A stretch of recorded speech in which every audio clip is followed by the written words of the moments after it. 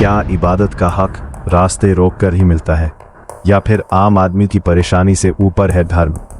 आज सड़क पर नमाज का मुद्दा सोशल मीडिया से लेकर अदालतों तक गरमाया हुआ है।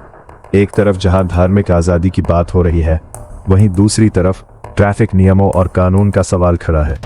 आखिर इसका हल क्या है? क्या ये सिर्फ राजनीति है या गंभीर सामाजिक मुद्दा?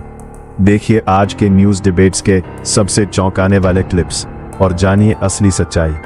वीडियो अंत तक जरूर देखें। ये हरी टी-शर्ट जान के पहनते हैं। हरी टी-शर्ट क्यों पहनते हैं? हरी टी-शर्ट बेवकूफ बनाते हैं हरी। इमिश खान साहब ये बताइए, सड़क पर नमाज पढ़नी ही क्यों?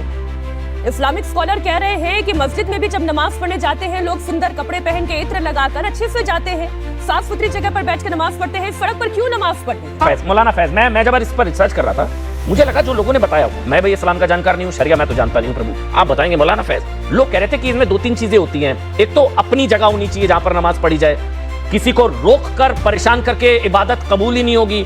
ये मौलाना शाहबुद्दीन है बरेलवी, उन्होंने भी बोला शरिया में भी यही नियम है कि मुसलमानों को सड़क पर नमाज पढ़नी नहीं चाहिए। सड़क पर नमाज एंटी इस्लामिक है। सड़क पर नमाज एंटी इस्लामिक है, एंटी इस्लामिक है। ये मैं नहीं कह रहा हूं, ये आपके जानकार कह रहे हैं। क्या मैं गलत कह रहा हूं? जिसने बोला है ये गलत बयान, ये गलत बोला। सड़क पर नमाज ही प्रो इस्लामिक है, ठीक है। अब आप सड़क पर नमाज पढ़ना गैर इस्लामिक है, किसी की भूमि पर कब्जा करके नमाज पढ़ना गैर इस्लामिक है, अपवित्र जमीन पर नमाज पढ़ना गैर इस्लामिक है। सड़क पे थूक होती है, गंदगी होती है, नाली का पानी होता है, तमाम तरह की गंदगियां होती है, वहां पे नमाज पढ़ने के लिए तैयार है, पूरी तरीके से गैर इस्लामिक है। और जगह की कमी है भाई, वो कह रहे हैं मजबूरी में पढ़नी पड़ती है, बिल्कुल जगह की कमी नहीं है। नमाज पढ़ने के लिए यदि जगह तय है तो फिर सड़क पर नमाज पढ़ने की बात आई क्यों? क्यों अखिलेश यादव ये कह रहे हैं कि भाई सड़क पर नमाज अगर पढ़ भी ली तो क्या हो गया? कौन कर रहा है ये या आप मुझे बोलने देंगे तो बात बढ़ेगी, नहीं बोलने देंगे तो मैं चुपचाप बैठ जाऊंगा। आप ही बोलिए फिर। नहीं, आपने किसान कानून की बात कही तो मैंने सोचा पूछ लूं कि आपको पता है या नहीं कि किसान कानून कब का खत्म हो चुका है।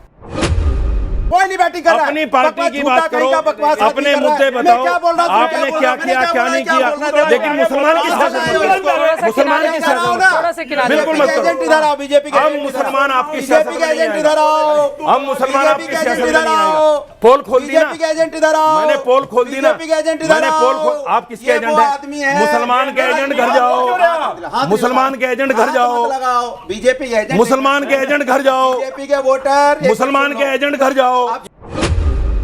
बात है तो फिर घर पे पढ़ लो, वो तो साफ शुद्ध जगह है, वहां तो कोई दिक्कत ही नहीं होनी चाहिए, फिर तो घर ही पढ़ लेनी चाहिए। मिलके पढ़ी जाती होगी। अच्छा, तो मिलके मतलब ये अरे इबादत करनी है, पूजा करनी है, मिलके पढ़े जाने का रेलेवेंस तब है जब मंदिर या मस्जिद का रेलेवेंस। अरे आप जब इस्लामिक स्कॉलर बताएंगे, शिवम त्यागी थोड़ी ना बताएंगे। शिवम, आप मंदिर जाते हैं तो मंदिर बताएंगे ना। नहीं, आप ऐसे कर लेते ना, आप मंदिर जाते हैं तो मंदिर में ही पूजा करते हैं ना, सड़क पे तो नहीं करते। अगर सड़क पे कर सकते हैं तो फिर घर में भी कर सकते हैं। तो यानी कि बात साफ है कि जगह का रेलेवेंस नहीं है। मैं हर्षवर्धन त्रिपाठी, लेकिन सार्वजनिक स्थान पर नमाज पढ़ने की इजाजत नहीं दी जा सकती, ये इलाहाबाद हाईकोर्ट कह रहा है। संभल में किसने याचिका डाली? मुस्लिम समाज की तरफ से याचिका डाली गई। अब उस पर अगर योगी आदित्यनाथ कह रहे हैं कि किसी भी धर्म के लिए है, सड़क नहीं है, सार्वजनिक स्थान नहीं है नमाज पढ़ने के लिए और सभी पर कानून एक साथ लागू होता है, तो आप किसान की बात लेकर आ जाते हैं, मंचलों की बात लेकर आ जाते हैं। सारे वाजिब इश्यूज हैं। एनसीआरबी का डेटा सुनिए, एनसीआरबी का डेटा। अरे सर, संभल की बात पूछिए मैंने, आप मुझे एनसीआरबी का डेटा बता रहे। और ये मुसलमानों को ऐसे मौलाना भड़काना बंद करें। ये खुलेआम जो कह रहे हैं ना कि आधा घंटा हमें जगह दे दो पढ़ने के लिए, भाई आधे घंटे में क्या से क्या हो? ये शो टोटल आधे घंटे का है, मतलब ये शो हम छोड़ दें, कोई मेडिकल इमरजेंसी है, किसी को ऑपरेशन है वो छोड़ दे, कोई सामान डिलीवरी करने जा रहा है वो छोड़ दे, ऑफिस आधा घंटा लेट चले जाए, यूपीएससी का इंटरव्यू देने आधा घंटा लेट। लेकिन योगी आदित्यनाथ की भाषा जो है रोड चलने के लिए, तमाशे के लिए नहीं है। तमाशा रोड चलने के लिए, तमाशे के लिए नहीं है। सुनिए, जगह कम है, संख्या कम कर लीजिए, नमाज पढ़नी है शिफ्ट में पढ़िए, प्यार से मानेंगे ठीक है, नहीं मानेंगे तो दूसरा तरीका अपनाएंगे। इस भाषा पर आपत्ति है। ये कानून भी है और इस्लाम भी है। मैं आपको बताऊं, इन्होंने कहा ना 10 साल की उम्र तक बच्चे को नमाज पढ़ना अनिवार्य हो जाता है और वो नहीं जाता, 10 के बाद पढ़ते हैं वो कह रहे हैं। सुनिए ना, अगर वो नहीं जाएगा ना 10 साल के बाद तो उसे छड़ी मार के भेजने का हुक्म है इस्लाम में। बदतमीजी कर रहे हो बैठ के यहाँ पे आके। ये हिंदू तुम कुछ भी नहीं हो, तुम दलाल हो बीजेपी के। और सुन लो, आप किसके दलाल हो? अखिलेश के? नहीं हम समाजवादी पार्टी के। हाँ है अखिलेश यादव जी के साथ काम करने वाले लोग हैं। हम कार्यकर्ता है समाजवादी के। आप दलाल हो, आप बीजेपी के दलाल हो, आप बीजेपी के वोटर हो, दलाली करने आए हो यहाँ पे। आप मुसलमानों के दलाल हो, दलाल, आप मुसलमानों के दलाल हो, मुसलमानों के दलाल हो आप। अब दलाली नहीं समाज चलेगी, में बात करते हैं, समाज अब दलाली नहीं चलेगी। हित की बात करते हैं, लोग मुसलमान के सम्मान में दलाल को भगाना है, कौन रहा है? दलाल को भगाना है। बीजेपी के वोटर भागो दलाल, तो कोई मानता भागो दलाल, भागो दलाल, मचाना है। कोई नहीं मानेगा दलाल को। अरे तुम्हें तो कोई दलाल को कोई नहीं मानेगा दलाल को। दूर हो गई और महंगाई दर धड़ाम से नीचे आ गई है, बेरोजगारी खत्म हो गई, भ्रष्टाचार मुक्त हो गया और कानून व्यवस्था तो एकदम सुधर गई उत्तर प्रदेश की। मुख्यमंत्री जी ने बहुत सही कहा। दूसरी बात में आता हूं, जो मुख्यमंत्री जी कह रहे हैं कि नमाज नहीं पढ़ सकते, बिल्कुल सही बात है।